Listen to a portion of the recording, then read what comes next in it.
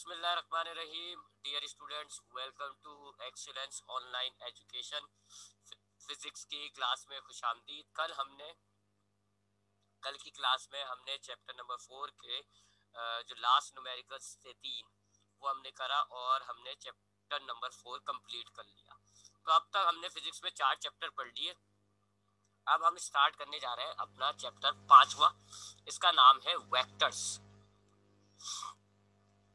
इस चैप्टर का नाम है वेक्टर्स। वेक्टर्स क्या होते हैं और वेक्टर्स के बारे में हम इस चैप्टर में डिटेल में पढ़ेंगे। अच्छा, वेक्टर्स क्या होते हैं जी? चैप्टर नंबर 3 में स्केलर्स और वेक्टर्स आया था। एक टर्म आया था स्केलर और वेक्टर, और उस वक्त हमने सिर्फ थोड़ा सा ब्रीफ किया था और मैंने उस वक्त आपको कहा था कि इस पर पूरा एक चैप्टर होगा, आगे हम उधर डिटेल में बात करेंगे। तो हमने चैप्टर नंबर 3 में स्केलर्स और वेक्टर्स पढ़े थे जी। स्केलर्स और वेक्टर्स, असल में ये स्केलर्स और वेक्टर्स, ये जो हमारे पास फिजिक्स में फिजिकल क्वांटिटीज होती है ना, इनकी 2 टाइप्स हैं। ये एक कहलाती है स्केलर, एक कहलाती है वेक्टर।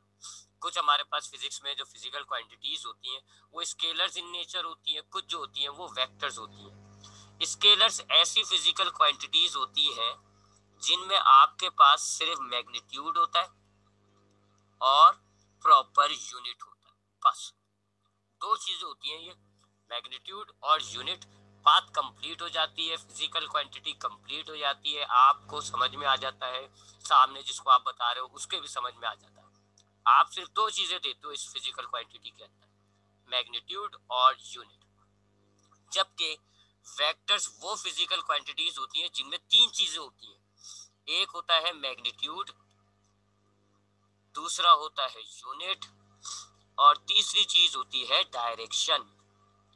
यानी स्केलर और वेक्टर में डायरेक्शन का फर्क होता है। स्केलर में डायरेक्शन नहीं होती, वेक्टर में डायरेक्शन होती है। स्केलर्स दरअसल ऐसी फिजिकल क्वांटिटीज होती हैं जिनको अगर हमें एक्सप्रेस करना होता है, जाहिर करना होता है, किसी को बताना होता है, तो हम बस सिर्फ मैग्नीट्यूड देते हैं यानी कि वो नंबर, और प्रॉपर यूनिट दे देते हैं, बात खत्म हो जाती है। मिसाल के तौर पे फॉर एग्जांपल टाइम। टाइम एक स्केलर क्वांटिटी होती है। अगर आप किसी को टाइम बताओ तो आप उसको नंबर देते हो और यूनिट दे देते हो, बस बात कंप्लीट हो जाती है। मिसाल के तौर पे मैं बोलूं जी हमारी क्लास 45 मिनट की है, बात कंप्लीट हो गई। मैंने 45 जो आपको बोला वो मैग्नीट्यूड था, मिनट जो बोला वो यूनिट था। मैंने आपको टाइम की फिजिकल क्वांटिटी जो है सिर्फ 2 चीजें दी है, एक मैग्नीट्यूड 45 और एक यूनिट मिनट, बात कंप्लीट। आपको समझ में आ गया कि हमारी क्लास कितनी बड़ी होगी, कब स्टार्ट होगी, कब खत्म होगी, वगैरह वगैरह। You don't need any direction. आपको वक्त में कोई डायरेक्शन चाहिए क्या? नहीं। इसी तरीके से मास जो होता है वो एक स्केलर क्वांटिटी होती है। आप किसी को भी, आप सब्जी वाले के पास जाते हो और आप उससे बोलते हो जी 3 किलो आलू दे दो, सब्जी वाले के पास समझ में आ जाती है। आपने सिर्फ उसको 2 चीजें बताई हैं, मैग्नीट्यूड और यूनिट। आपने मैग्नीट्यूड दिया उसको 3, यूनिट दिया आपने उसको किलोग्राम। सब्जी वाले के पास समझ में आ गई, उसने 3 किलोग्राम तोला और आपको दे दिया। You don't need direction in mass. आपको मास में डायरेक्शन की जरूरत नहीं है। इसी तरीके से टेम्परेचर, आप डॉक्टर के पास जाते हो, डॉक्टर आपका टेम्परेचर नापता है, वो मेजर करके देखता है जी 104 डिग्री फ़ारेनहाइट आ रहा है। 104 मैग्नीट्यूड हो गया, डिग्री फ़ारेनहाइट जो है वो यूनिट हो गया। डॉक्टर के समझ में आ गई, बात कंप्लीट हो गई, वाइंड अप। डायरेक्शन की जरूरत ही नहीं है। तो ऐसी फिजिकल क्वांटिटीज जिनमें हमें सिर्फ मैग्नीट्यूड और यूनिट चाहिए होता है, बात हमारे समझ में आ जाती है, क्लियर हो जाती है, उनको हम कहते हैं स्केलर्स। स्केलर्स में ना डायरेक्शन होती है ना डायरेक्शन को कोई असर होता है। दूसरी तरफ वेक्टर्स ऐसी फिजिकल क्वांटिटीज हैं जिनमें मैग्नीट्यूड और यूनिट अगर आप दें, बात अधूरी होगी, इनकम्प्लीट होगी। आप जब डायरेक्शन देंगे तो बात समझ में आएगी, पूरी हो जाएगी। मिसाल के तौर पे फोर्स एक बड़ी मशहूर वेक्टर क्वांटिटी है। फोर्स जब आप किसी को बताते हैं, लगाते हैं, you need magnitude, unit and direction. मिसाल के तौर पे ये एक बॉक्स रखा हुआ है हमारे सामने। अब मुझे एक शख्स कहता है जी इस बॉक्स पे 20 न्यूटन फोर्स लगाओ। अब ये जो 20 है ये मैग्नीट्यूड हो गया, न्यूटन जो है वो यूनिट हो गया। लेकिन अभी भी मैं कंफ्यूज रहूंगा। मुझे उस शख्स ने मैग्नीट्यूड भी दे दिया, यूनिट भी दे दिया, लेकिन स्टिल आई एम कंफ्यूज। अभी भी मैं कंफ्यूज हूं कि मैं किस डायरेक्शन में फोर्स लगाऊं। क्यों? क्योंकि अगर मैं इस डायरेक्शन में फोर्स लगाऊंगा ऑब्जेक्ट यूं मूव करेगा, इस डायरेक्शन में फोर्स लगाऊंगा ऑब्जेक्ट यूं मूव करेगा, ऊपर से लगाऊंगा ऑब्जेक्ट नीचे जाएगा, नीचे से लगाऊंगा ऑब्जेक्ट ऊपर जाएगा। इसमें डायरेक्शन है, डायरेक्शन का असर है। अगर मैं ऐसे लगाता हूँ फोर्स, ऑब्जेक्ट राइट की तरफ जा रहा है। अगर मैं ऐसे लगा रहा हूँ फोर्स, ऑब्जेक्ट लेफ्ट की तरफ जा रहा है। फर्क आ रहा है ना डायरेक्शन की वजह से, मोशन में फर्क आ रहा है डायरेक्शन की वजह से। तो हमें डायरेक्शन भी चाहिए, हमें डायरेक्शन भी चाहिए। अब अगर उस शख्स ने मुझे बोला भाई 20 न्यूटन फोर्स लगाओ ईस्ट की तरफ, अब 20 हो गया मैग्नीट्यूड, न्यूटन हो गया यूनिट, ईस्ट हो गई डायरेक्शन, पाथ कंप्लीट। अब मैं ऐसे फोर्स लगाऊंगा जी towards the east, 20 newton force लगा दूंगा ईस्ट की तरफ, ऑब्जेक्ट राइट की तरफ चला जाएगा। डायरेक्शन चाहिए, डायरेक्शन का जरूरत है, डायरेक्शन का असर है। असर अगर हमें देखना है डायरेक्शन का असर क्या होता है, तो एक और एग्जांपल ले लेते हैं जी। अगर हम देखते हैं ना कि डायरेक्शन का इम्पैक्ट, तो हम एक और एग्जांपल लेते हैं इस चीज की। मिसाल के तौर पे ये एक गाड़ी है जी, अजीब सी सही लेकिन गाड़ी है, ठीक है जी, और ये ऐसे मोशन में ऐसे जा रही है। अब हम इस पर 20 न्यूटन फोर्स लगाते हैं, 20 न्यूटन, 20 हो गया मैग्नीट्यूड, न्यूटन हो गया यूनिट। 20 न्यूटन फोर्स में लगा रहा हूँ, 20 मैग्नीट्यूड हो गया, न्यूटन यूनिट हो गया। डायरेक्शन का असर देखिएगा आप जरा। अगर मैं ये 20 न्यूटन फोर्स मोशन की डायरेक्शन में लगाऊंगा तो ये हो जाएगी पॉजिटिव फोर्स, हमने पढ़ा है ये सब चीजें। इससे पैदा होगा पॉजिटिव एक्सेलरेशन, गाड़ी की रफ्तार यानी वेलोसिटी इंक्रीज होगी और इसका मोशन भी बढ़ जाएगा और गाड़ी तेज हो जाएगी। जब आप गाड़ी में जा रहे होते हैं पहले गियर से, जैसे आप दूसरे गियर पे आते हैं, दूसरे से तीसरे गियर पे आते हैं, आपका इंजन मोशन की डायरेक्शन में फोर्स लगाना शुरू कर देता है, वो हो जाती है पॉजिटिव फोर्स। उससे पॉजिटिव एक्सेलरेशन पैदा होता है उसी डायरेक्शन में, और पॉजिटिव एक्सेलरेशन का मतलब हम जानते हैं वेलोसिटी बढ़ती है। तो हमारी वेलोसिटी बढ़ेगी तो जाहिर बात है गाड़ी का मोशन बढ़ेगा, गाड़ी तेज जाने लग जाएगी और स्पीड बढ़ जाएगी। अगर मैं उल्टी डायरेक्शन में फोर्स लगाता, अपोजिट, जैसे मोशन अगर राइट की तरफ है, मैं उल्टी डायरेक्शन में लगा दूं फोर्स, इतनी ही लगाऊं 20 न्यूटन, बस डायरेक्शन चेंज कर दी मैंने, अपोजिट कर दी, तो ये कहलाएगी नेगेटिव फोर्स। और अब इससे पैदा होगा नेगेटिव एक्सेलरेशन, और नेगेटिव एक्सेलरेशन का मतलब होता है वेलोसिटी डिक्रीज, रफ्तार कम होगी और ऑब्जेक्ट का जो मोशन है वो आहिस्ता आहिस्ता स्लो होता रहेगा और अल्टीमेटली गाड़ी रुक जाएगी। तो आप देख रहे हैं, तो 20 न्यूटन फोर्स लगा रहा हूं मैं, सिर्फ डायरेक्शन चेंज कर रहा हूँ, फर्क आ रहा है। अगर मोशन की डायरेक्शन में 20 न्यूटन फोर्स लगाता हूँ, पॉजिटिव फोर्स होगी, पॉजिटिव एक्सेलरेशन होगा, वेलोसिटी बढ़ेगी। और मोशन की अपोजिट डायरेक्शन में फोर्स लगाता हूँ तो नेगेटिव फोर्स होगी, नेगेटिव एक्सेलरेशन पैदा होगा, वेलोसिटी कम होगी। आप देख रहे हैं डायरेक्शन का असर है, असर है, डायरेक्शन वैल्यू रखता है जी फोर्स के अंदर। तो फोर्स क्या हो गई? एक ऐसी क्वांटिटी हो गई जिसमें हमें डायरेक्शन की जरूरत है। अगर डायरेक्शन नहीं देंगे बात अधूरी होगी। डायरेक्शन का इम्पैक्ट होता है, डायरेक्शन का असर होता है। इसी तरीके से एक्सेलरेशन, ये भी एक वेलोसिटी, वो वेक्टर क्वांटिटी होती है एक्सीलरेशन। एक्सेलरेशन जो है ये भी एक वेक्टर क्वांटिटी है, अभी आपने एग्जांपल में देखा। मोशन अगर ऐसा है, ये मोशन की डायरेक्शन है, इसी डायरेक्शन में एक्सेलरेशन होगा तो पॉजिटिव होगा, मोशन इंक्रीज कर देगा। और अगर उल्टी डायरेक्शन में एक्सेलरेशन होगा तो इसको आप नेगेटिव कहोगे, वेलोसिटी डिक्रीज, मोशन कम कर देगा। तो एक्सेलरेशन की भी डायरेक्शन आप देखें असर डाल रही है, फर्क डाल रही है जी एक्सेलरेशन की डायरेक्शन भी। तो एक्सेलरेशन क्या हो गई? It is a vector quantity, it need direction, it has direction. Displacement वो भी एक वेक्टर होता है, डिस्प्लेसमेंट जो होता है वो भी एक वेक्टर होता है जी। दो पॉइंट है आपके पास, एक ए एक बी, ये इसके दरमियान डिस्प्लेसमेंट हो गया। अगर डिस्प्लेसमेंट की डायरेक्शन ये है तो आप ए से बी जाओगे, अगर डिस्प्लेसमेंट की डायरेक्शन ये है तो आप बी से ए जाओगे। फर्क आ गया ना? ये कराची है, ये लाहौर है। डिस्प्लेसमेंट की डायरेक्शन लेफ्ट है तो आप लाहौर से कराची चले गए, और राइट है तो आप कराची से लाहौर चले गए। चेंज हो रहा है, आपका लोकेशन चेंज हो गई, आपका पोजीशन चेंज हो गई, आपका डेस्टिनेशन चेंज हो गई। ये भी एक वेक्टर हो गई। ठीक है, और भी बहुत सारी होती है, हमने तो सिर्फ 3 को ही देखा। तो स्केलर क्या है जी? ऐसी फिजिकल क्वांटिटी जिनमें मैग्नीट्यूड और यूनिट होता है, मिसाल के तौर पे टाइम, मास, टेम्परेचर। वेक्टर क्या है? ऐसी फिजिकल क्वांटिटी जिनमें मैग्नीट्यूड यूनिट के साथ साथ डायरेक्शन भी होती है, डायरेक्शन का असर होता है, डायरेक्शन का इम्पैक्ट होता है। अब याद है ना आपको फोर्स और फ्रिक्शन, फर्क क्या है इन दोनों में? दोनों तकरीबन बराबर होती हैं, फोर्स और फ्रिक्शन बराबर होती हैं। अगर आपके पास एक डब्बा है, आप उस पर फोर्स लगा रहे हो, अपोजिट डायरेक्शन में फोर्स पैदा हो जाती है, दोनों बराबर होती हैं। फर्क क्या है? डायरेक्शन का। फोर्स की डायरेक्शन और फ्रिक्शन की डायरेक्शन अपोजिट होती है। एक मोशन बना रही है, एक मोशन रोक रही है, एक चीज चला रही है, एक चीज को रोक रही है। फर्क आ गया डायरेक्शन की वजह से। तो ये जो डब्बा है, इस पे यूं फोर्स लग रही है, यूं फ्रिक्शन लग रही है, दोनों बराबर है। 10 न्यूटन 10 न्यूटन दोनों बराबर है। डायरेक्शन अपोजिट है, जिसकी वजह से इनका इम्पैक्ट अपोजिट है। ये वाली जो फोर्स है ये मोशन पैदा कर रही है, ये वाली जो फोर्स है ये मोशन को रोक रही है।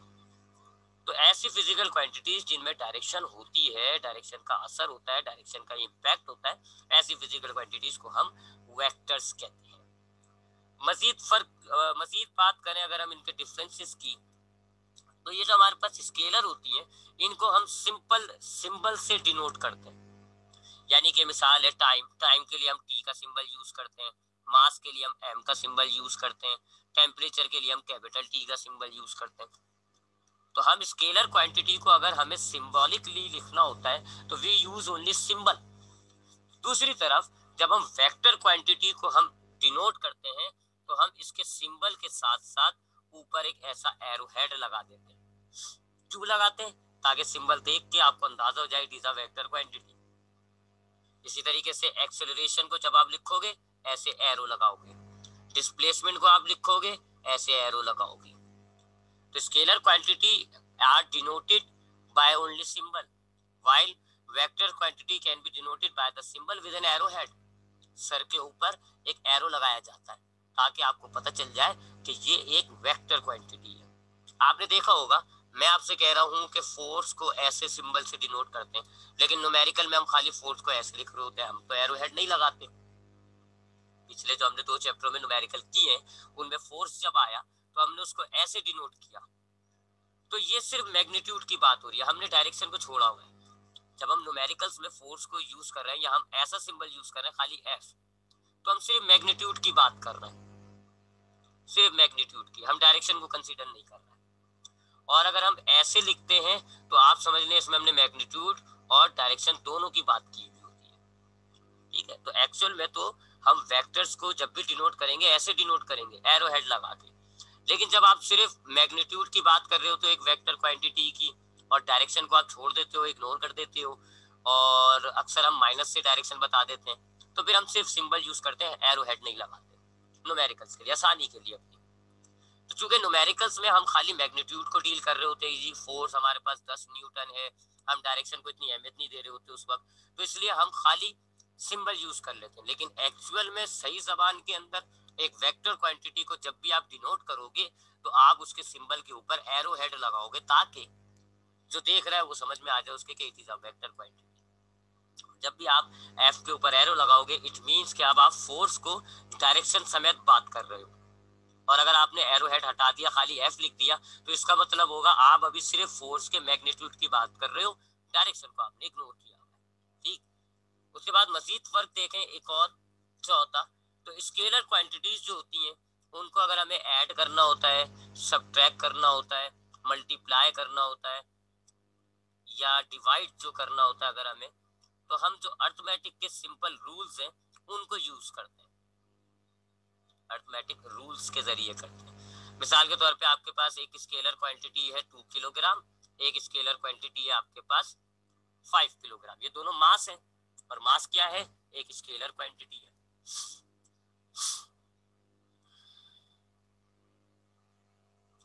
तो ये क्या है? मास है जी। और मास क्या होती है? Scalar quantity. तो हमारे पास 2 स्केलर क्वांटिटी है, अगर मुझे इनको प्लस करना है तो हमने जो गरीबों वाले मैथ के पुराने रूल सीखते आ रहे छोटी क्लासों से, उससे करोगे जी। 5 और 2 7। माइनस करना है तो ये हो जाएगा -3। मल्टीप्लाई करना है तो 5 2 जा 10। तो अगर आप दो स्केलर क्वांटिटीज को प्लस माइनस मल्टीप्लाई डिवाइड करते हो तो आपके पास वो जो अर्थमेटिक के रूल है ना, प्लस माइनस मल्टीप्लाई डिवाइड वाले, वही यूज करते हो, कोई स्पेशल खास रूल नहीं होते। दूसरी तरफ वेक्टर क्वांटिटीज को अगर हमें ऐड करना होता है, सब्ट्रैक्ट करना होता है, मल्टीप्लाई करना होता है या डिवाइड अगर करना होता है तो इनके लिए स्पेशल रूल्स होते हैं। आप अर्थमेटिक के जो नॉर्मल प्लस माइनस मल्टी अच्छा, दूसरी तरफ वेक्टर्स को ऐड सब्ट्रैक्ट मल्टीप्लाई और डिवाइड करने के लिए हम आम रूल्स का इस्तेमाल नहीं करते अर्थमेटिक वाले, वही प्लस माइनस वाले, बल्कि हमने स्पेशल रूल्स बनाए हुए। दो वेक्टर्स को अगर आपने ऐड करना है, सब्ट्रैक्ट करना है, मल्टीप्लाई करना है या डिवाइड करना है, यू हैव स्पेशल रूल्स। उन सारे रूल्स को हम कंबाइनली कहते हैं वेक्टर अलजेब्रा। वेक्टर अलजेब्रा खास रूल होते हैं। इस चैप्टर में हमने वही रूल पढ़ना है कि दो वेक्टर्स को हम कैसे ऐड करते हैं, सब्ट्रैक्ट कैसे करते हैं, मल्टीप्लाई कैसे करते हैं, डिवाइड कैसे करते हैं। ठीक है, तो स्केलर क्वांटिटीज को अगर आपने ऐड सब्ट्रैक्ट मल्टीप्लाई डिवाइड करना है तो आप नॉर्मल अरिथमेटिक रूल्स को यूज करते हो। दूसरी तरफ अगर आपको वेक्टर्स क्वांटिटी को, वेक्टर वाली क्वांटिटीज को अगर आपने ऐड करना है, सब्ट्रैक्ट करना है, मल्टीप्लाई करना है, डिवाइड करना है, तो फिर आप खास रूल का इस्तेमाल करते हैं और उन रूल्स को आप कहते हैं वेक्टर अलजेब्रा। जैसे ऐड अगर आपने करना होता है ना वेक्टर क्वांटिटी को, तो हेड टू टेल रूल होता है, एनालिटिकल मेथड होता है, रेक्टेंगुलर कंपोनेंट मेथड होता है। सब्ट्रैक्ट अगर हमें करना होता है तो नेगेटिव वेक्टर बनाते हैं हम। मल्टीप्लाई करना होता है तो स्केलर मल्टीप्लिकेशन, वेक्टर मल्टीप्लिकेशन होती है। डॉट प्रोडक्ट होता है, क्रॉस प्रोडक्ट होता है। तो स्पेशल रूल्स होते हैं वेक्टर क्वांटिटीज को मल्टीप्लाई प्लस माइनस करने के लिए। व्हाई, क्यों? क्योंकि वेक्टर में डायरेक्शन होती है, डायरेक्शन का फैक्ट होता है। स्केलर में डायरेक्शन नहीं होती, सिर्फ मैग्नीट्यूड होता है, तो आप सीधा सीधा ऐड कर देते हो। दूसरी तरफ वेक्टर क्वांटिटीज में हमारे पास डायरेक्शन होती है और हमने अभी देखा है कि डायरेक्शन का असर होता है। 20 न्यूटन, बात अधूरी है। लेफ्ट राइट ऊपर नीचे डायरेक्शन फर्क डालती है। तो चूंकि यहाँ डायरेक्शन इन्वॉल्व हुई भी होती है, इसलिए हमने स्पेशल रूल बनाए हैं। अब वही बात, अब हमने न्यूमेरिकल्स के अंदर जी हमारे पास लिखा हुआ है फोर्स 20 न्यूटन, एक फोर्स लिखी हुई है हमारे पास जी 40 न्यूटन। हमने न्यूमेरिकल में जब इनको ऐड करना था तो हमने तो सिंपल अरिथमेटिक रूल से कर लिया ऐसे। नेट फोर्स हमारे पास होगा जी 40 और 20 60 न्यूटन, है ना। हमने तो ये स्केलर वाली कहानी कर दी, ये वाली। न्यूमेरिकल्स के अंदर जब हमारे पास फोर्स मिलती है, हम उसको नॉर्मल अरिथमेटिक वाले रूल्स के जरिए प्लस माइनस मल्टीप्लाई डिवाइड कर रहे होते हैं। क्यों? हमने वहां क्यों वेक्टर अलजेब्रा यूज नहीं करी? वही बात कि मैंने आपको बताया ना कि आप जब न्यूमेरिकल्स के अंदर बात कर रहे होते हो तो आप वेक्टर क्वांटिटी का खाली मैग्नीट्यूड ले रहे होते हो, डायरेक्शन को इग्नोर कर रहे होते हो। तभी तो आप ये वाला सिंबल यूज कर रहे हो, ये वाला सिंबल यूज नहीं कर रहे। हम जब न्यूमेरिकल्स में वेक्टर क्वांटिटी को लेते हैं तो हम खाली मैग्नीट्यूड की बात कर रहे होते हैं, हमने डायरेक्शन इग्नोर की भी होती है। और अगर डायरेक्शन होती है तो हम उसको प्लस माइनस की जबान में लिख देते हैं। अगर सीधे हाथ पर है तो प्लस, उल्टे हाथ पर है तो माइनस, ऐसे डायरेक्शन को ले लेते हैं। और हम सिर्फ मैग्नीट्यूड की बात कर रहे होते हैं, इसलिए हम ये वाला सिंबल यूज कर रहे होते हैं, एरो हेड नहीं डाल रहे होते।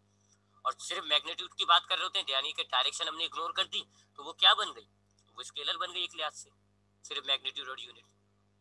तो याद रखिएगा, हम जब वेक्टर क्वांटिटीज को न्यूमेरिकल में यूज कर रहे होते हैं तो हम सिर्फ मैग्नीट्यूड की बात कर रहे होते हैं, डायरेक्शन हमने इग्नोर की हुई होती है। तो अल्टीमेटली वो वेक्टर क्वांटिटी बन गई स्केलर क्वांटिटी।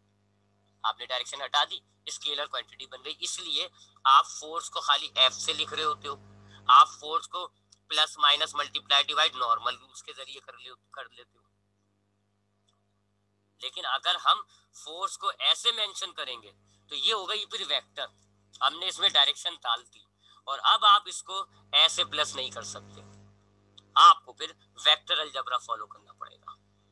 तो न्यूमेरिकल्स में हम सिर्फ वेक्टर क्वांटिटी को मैग्नीट्यूड की हद तक देख रहे होते हैं, डायरेक्शन को हमने इग्नोर किया हुआ होता है। इसलिए हम ये सिंबल यूज करते हैं, एक्सेलरेशन का ए यूज करते हैं, वेलोसिटी का वी यूज करते हैं, डिस्प्लेसमेंट का डी, क्योंकि हम खाली मैग्नीट्यूड की बात कर रहे हैं, डायरेक्शन हमने इग्नोर कर दी।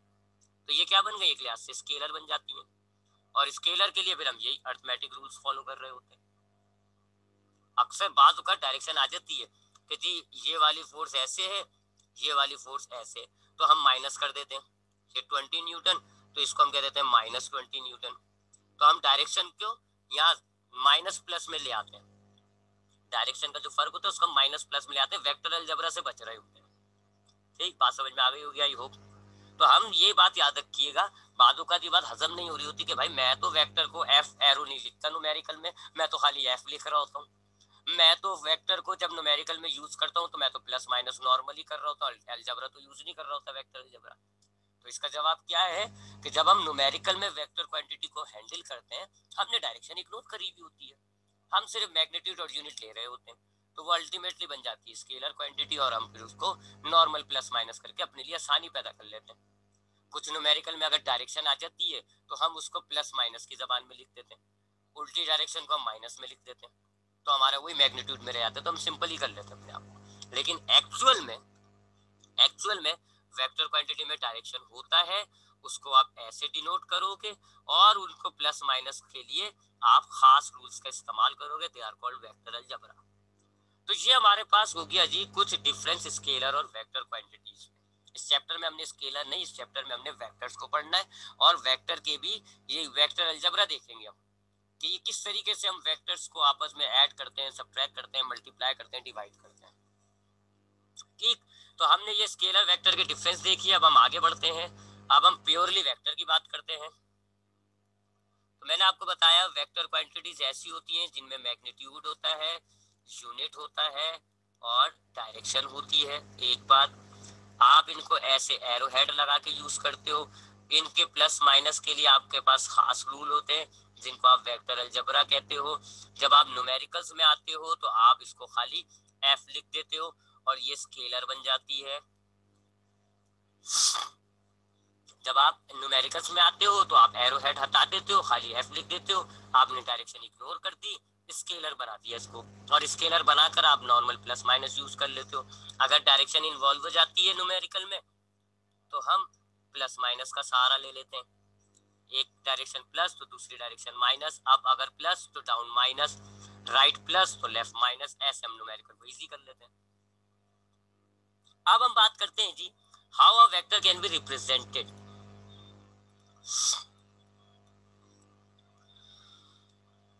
Representation of a vector.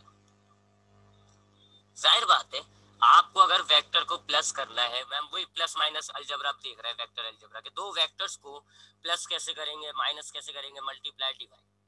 तो अब जाहिर बात है कि अगर आपने दो वेक्टर्स को प्लस करना है, माइनस करना है, मल्टीप्लाई, डिवाइड करना है, तो सबसे पहले आप ये देखोगे कि आप वेक्टर को लिखते कैसे हो, रिप्रेजेंट कैसे करते हो। ठीक है, कागज पर, आप कागज पर वेक्टर को लिखते कैसे हो। तो दो तरीके होते हैं जी वेक्टर को रिप्रेजेंट करने के कागज पर। एक कहलाता है सिंबॉलिक मेथड और एक कहलाता है ग्राफिक मेथड या ग्राफिकल रिप्रेजेंटेशन। सिंबॉलिक रिप्रेजेंटेशन और ग्राफिकल रिप्रेजेंटेशन।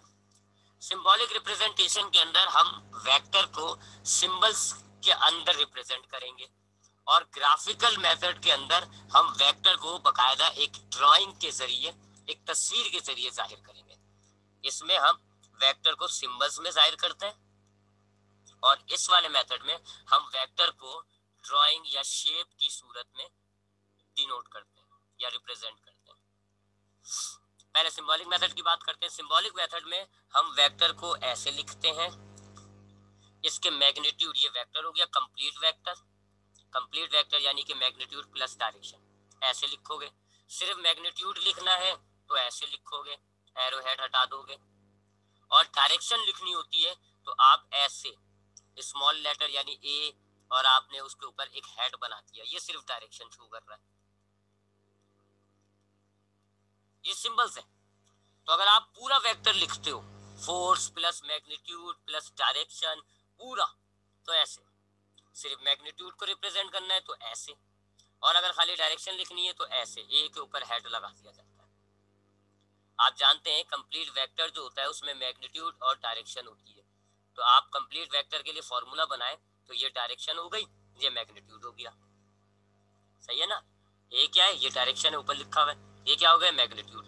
तो देख लें, magnitude plus direction complete vector. ये सिंबॉलिक मेथड है, इससे ज्यादा आप इसको फर्स्ट ईयर में डिटेल में पढ़ेंगे, हम बस इसको यहाँ पर छोड़ देते हैं। तो अगर हमें सिंबॉलिकली रिप्रेजेंट करना होता है कोई वेक्टर, तो हम कैसे जाहिर करेंगे जी उसको, ऐसे। ये कंप्लीट वेक्टर हो गया, यानी इसमें डायरेक्शन भी है, इसमें मैग्नीट्यूड भी है। ये इसकी डायरेक्शन हो गई, ये इसका मैग्नीट्यूड हो गया। ये एक फॉर्मूला हो जाता है कंप्लीट वेक्टर का। अब हम बात करते हैं ग्राफिकली। ग्राफिकली यानी कि तस्वीर या शेप की सूरत में कैसे रिप्रेजेंट करते हैं। तो अब हम अगर ग्राफिकली एक वेक्टर को रिप्रेजेंट करते हैं तो हम एक एरो बनाते हैं। एरो कौन सा शेप बनाते हैं हम, एरो वेक्टर के लिए ऐसा एरो। एरो में ये जो लेंथ होती है आपकी, एरो की ये जो लेंथ है, ये लेंथ ऑफ द एरो, ये आपको डिनोट करेगा आपके वेक्टर का मैग्नीट्यूड। और ये जो एरो हेड होता है, ये जो एरो हेड है, ये आपके वेक्टर की डायरेक्शन बता रहा होता है। दो ही चीजें तो आपको जाहिर करनी है वेक्टर, मैग्नीट्यूड और डायरेक्शन। तो सिंबॉलिकली अगर आप जाहिर करते हैं तो आप मैग्नीट्यूड को सिर्फ सिंबल से डिनोट कर देते हैं बगैर एरो हेड के। और डायरेक्शन अगर आपको सिंबॉलिकली रिप्रेजेंट करनी होती है तो आप हेड लगा देते हैं ऊपर। ये जो है ये डायरेक्शन हो गई, ये मैग्नीट्यूड हो गया। जबकि अगर आपको ग्राफिकली एक वेक्टर को रिप्रेजेंट करना है तो आप एक एरो बनाते हैं। इस एरो की ये जो लेंथ होती है ये मैग्नीट्यूड हो जाता है, और ये जो हेड होता है ये डायरेक्शन आपको शो कर रहा होता है। मिसाल है, आपने इसकी लंबाई नाप ली, ये मैग्नीट्यूड हो जाएगा। आपने डायरेक्शन का हेड देखा, कहाँ है जी एरो हेड, वो डायरेक्शन हो जाएगी। ठीक है। तो वेक्टर को अगर हमें कागज पर रिप्रेजेंट करना होता है, जाहिर करना होता है, तो हमारे पास दो तरीके हैं, एक सिंबल के जरिए और एक तस्वीर के जरिए। सिंबल के जरिए मैंने आपको बता दिया कि कंप्लीट वेक्टर का क्या सिंबल होगा, सिर्फ मैग्नीट्यूड का क्या सिंबल होगा, डायरेक्शन का क्या सिंबल होगा, और इन तीनों के दरमियान जो फॉर्मूला है वो भी आपको बता दिया। जबकि अगर आपको तस्वीर के जरिए जाहिर करना है यानी ग्राफिकल रिप्रेजेंटेशन, तो आप एक एरो बनाएंगे। एरो का जो लेंथ होगा वो आपके मैग्नीट्यूड बता देगा वेक्टर का, और जो एरो का हेड होगा वो आपके वेक्टर का डायरेक्शन बताएगा। अब हमारे पास यहाँ मैट्रिक में ये वाला जरा डिटेल के अंदर है, तो इसको जरा हम डिटेल में देख लेते हैं ग्राफिकल रिप्रेजेंटेशन को। ग्राफिकल रिप्रेजेंटेशन, ग्राफिकली यानी तस्वीर के जरिए हम एक वेक्टर को कैसे रिप्रेजेंट करते हैं। सपोज करें मेरे पास एक वेक्टर है जी फोर्स, कंप्लीट वेक्टर दूंगा मैं आपको, 20 न्यूटन, और डायरेक्शन है जी इसकी ईस्ट। दोनों चीजें डालती ना मैंने, 20 न्यूटन, ये जो है 20 न्यूटन, ये मैग्नीट्यूड हो गया, ये जो ईस्ट है ये डायरेक्शन हो गई। तो मैंने आपके पास एक वेक्टर दे दिया आपको, कंप्लीट वेक्टर, मैग्नीट्यूड भी है, यूनिट भी है और डायरेक्शन भी है। हम इसको ग्राफिकली रिप्रेजेंट करेंगे अब, यानी कि तस्वीर के जरिए, एरो हेड के जरिए। इसके लिए सबसे पहले आप क्या करते हैं जी, स्केल लेते हैं। पहला चीज क्या होती है, स्केल। स्केल क्या होता है जी, या स्केल से क्या फायदे होते हैं, दो फायदे होते हैं स्केल से। आप जब कोई चीज कागज की ड्रॉ करते हो तो आपके पास तो एक ही यूनिट है, सेंटीमीटर। आप जब आप एक लाइन को ड्रॉ करोगे स्केल की मदद से, न्यूटन में ड्रॉ करोगे, किलोग्राम में ड्रॉ करोगे, सेकंड में ड्रॉ करोगे, नहीं, सेंटीमीटर में ड्रॉ करोगे। लेकिन हमारे पास जो यूनिट दिया हुआ है वो तो न्यूटन है। तो स्केल का पहला फायदा ये होता है कि आपके न्यूटन को, यूनिट को कन्वर्ट करता है सेंटीमीटर में। और दूसरा फायदा ये होता है कि 20 मैग्नीट्यूड है, इससे ज्यादा भी हो सकता है, 100, 200, 300। इतनी बड़ी लाइन अगर हम ड्रॉ करेंगे तो हमारे पास कागज की किल्लत हो जाएगी। तो ये जो बड़े बड़े मैग्नीट्यूड होते हैं इनको छोटा करता है। तो ये हमारे पास दो काम होते हैं स्केल के। पहला काम ये होता है कि हमारे यूनिट को सेंटीमीटर में कन्वर्ट कर देता है, ले आता है सेंटीमीटर के अंदर। और दूसरा काम ये होता है कि हमारे बड़े मैग्नीट्यूड को छोटा कर देता है। तो अब यहाँ पर हमारे पास क्या है, मैग्नीट्यूड 20, हमें इसको छोटा करेगा स्केल, और यूनिट क्या है, न्यूटन, इसको सेंटीमीटर में कन्वर्ट करेगा। अब स्केल कैसे लिया जाता है जी, आपकी अपनी मर्जी से लिया जाता है। आप अपनी मर्जी से एक अजम्पशन कर लें, एक तस्वुर बना लें कि जी आप देखें न्यूटन है ना, आप यूं बोल दें मिसाल के तौर पे कि जी 5 न्यूटन जो है मैं कहता हूं वो बराबर है 1 सेंटीमीटर। ये एक अजम्पशन ले लेते हैं, ये आपकी मर्जी पर होता है। आप चाहें तो 5 न्यूटन को 1 सेंटीमीटर बोल दें, आप चाहें तो 10 न्यूटन को 1 सेंटीमीटर बोल दें, आप चाहें तो 20 न्यूटन को 1 सेंटीमीटर बोल दें, आपकी अजम्पशन है। लेकिन इस अजम्पशन से क्या होगा, देखो आप, 5 रिड्यूस होके हो गया 1, हो गया ना मैग्नीट्यूड छोटा, 5 को आपने कर दिया 1, दूसरा न्यूटन को आपने कर दिया सेंटीमीटर में। तो वही दो फायदे हो गए स्केल से। पहला, आप मैग्नीट्यूड को छोटा कर रहे हैं, आपने इस स्केल की मदद से 5 को बराबर कर दिया 1 के, छोटा कर दिया। और दूसरा, आप यूनिट को कन्वर्ट कर रहे हैं, न्यूटन को आपने कन्वर्ट कर दिया सेंटीमीटर में। ठीक, तो हमने एक ये स्केल अपने पास से एक एजम्पशन किया कि 5 न्यूटन जो होता है कागज के अंदर वो 1 सेंटीमीटर के बराबर है। अब हमारे पास है जी 20 न्यूटन। अब 20 को आप 5 से डिवाइड कर दें, 5 1 जा 5, 5 4 जा 20, यानी कि 20 न्यूटन जो होगा वो अब कितने सेंटीमीटर के बराबर होगा, 4 सेंटीमीटर के। ठीक है, आपने पहले एक अजम्पशन लिया कि 5 न्यूटन 1 सेंटीमीटर के बराबर है, उस हिसाब से आपके पास गिवन फोर्स है जी 20 न्यूटन। तो 20 न्यूटन कितने सेंटीमीटर के बराबर हो गई, 4 सेंटीमीटर के। अब जो भी ये स्केल देखेगा वो ये कहेगा कि अगर 4 सेंटीमीटर की लाइन है तो according to this scale 4 centimetre बराबर हो गया 20 न्यूटन के। वही आ गए ना दो फायदे आपके। पहला फायदा, आपका जो 20 का मैग्नीट्यूड था वो रिड्यूस होके हो गया 4, और दूसरा फायदा, न्यूटन कन्वर्ट हो गया सेंटीमीटर के अंदर। तो सबसे पहले आपने ये स्केल ले लिया और उस हिसाब से आपने ये स्केल लिया, इसको आप स्केल कहोगे, और आपने स्केल को मैग्नीट्यूड के हिसाब से कंपेयर करके ये आपने स्केल का फायदा उठा लिया। अब दूसरा स्टेप होता है जी, आप ये बनाते हैं कोऑर्डिनेट, डायरेक्शन वाले जो कोऑर्डिनेट होते हैं, ये होता है जी ईस्ट, ये होता है नॉर्थ, साउथ, ईस्ट और वेस्ट। ये आप डायरेक्शन वाले कोऑर्डिनेट्स बनाएंगे। इससे फायदा ये होता है कि जी आपको पता चल जाता है, आपने कागज पे बता दिया कि नॉर्थ किस तरफ है, ऊपर की तरफ, साउथ किस तरफ है, नीचे की तरफ, ईस्ट किस तरफ है, राइट की तरफ, वेस्ट किस तरफ है, लेफ्ट की तरफ। इस डायरेक्शन कोऑर्डिनेट से हमें ये फायदा हो गया, हमने डायरेक्शन डिटरमाइन कर ली। आपको पता है कागज आगे पीछे कर सकते हो। अब अगर आपने ऐसे वेक्टर बना दिया, ये नहीं बनाया आपने उसका कोऑर्डिनेशन, अब अगर आप कागज पलट दोगे तो ये वेक्टर पलट गया, डायरेक्शन उल्टी हो गई, फंस गए। तो इसलिए ये शो किया जाता है कोऑर्डिनेशन। तो आपने दूसरा स्टेप क्या किया जी, आपने ये नॉर्थ साउथ ईस्ट डायरेक्शन, ये जो डायरेक्शन कोऑर्डिनेट्स है ये बना दिए। अब आप देखें जी, आपकी डायरेक्शन क्या है, ईस्ट। ईस्ट कहाँ है जी, टुवर्ड्स द राइट, राइट की तरफ बनाओगे आप, एरो हेड रखोगे राइट की तरफ, और 4 सेंटीमीटर की लाइन ड्रॉ कर लो। अब आप स्केल लो, स्केल से ये 4 सेंटीमीटर की आपने लाइन ड्रॉ करी, 4 सेंटीमीटर की, और आखिर में आपने ईस्ट की तरफ वो एरो हेड डाल दिया। ये आपने अपना वो 20 न्यूटन ईस्ट वाला जो वेक्टर था फोर्स का, उसको आपने एक एरो की मदद से डिनोट कर दिया। ये आपके पास वेक्टर था ना 20 न्यूटन ईस्ट, ये आपने उसका सिंबल ग्राफिकली उसको रिप्रेजेंट कर दिया। अब जो भी शख्स देखेगा, एरो की लंबाई देखेगा, एरो की लंबाई कितनी है, 4 सेंटीमीटर।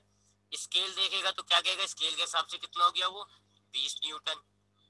मैग्नीट्यूड मिल गया, देखो एरो की लंबाई देख के उसने मैग्नीट्यूड बना लिया।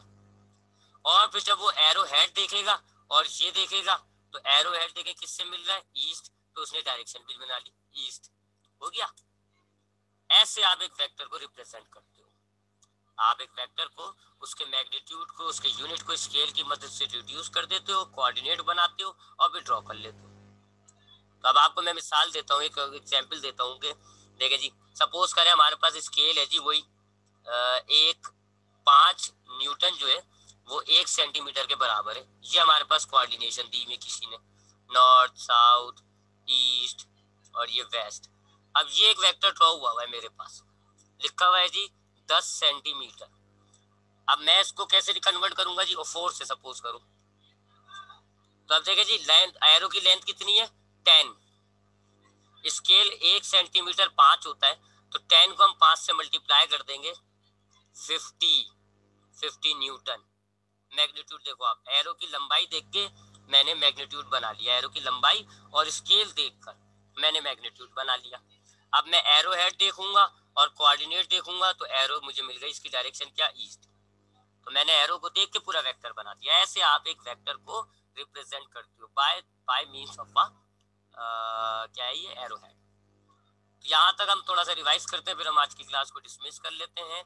मैंने आपको बताया चैप्टर 5 स्केलर वेक्टर में डिफरेंस। स्केलर ऐसी क्वांटिटी होती है जिनमें मैग्नीट्यूड और यूनिट होता है, डायरेक्शन नहीं होती, ना असर होता है ना होती है, उनको आप कहते हो स्केलर्स। एग्जाम्पल टाइम, मास, टेम्परेचर। आप इनको सिंबल से डिनोट करते हो, कोई एरो हेड नहीं लगाते।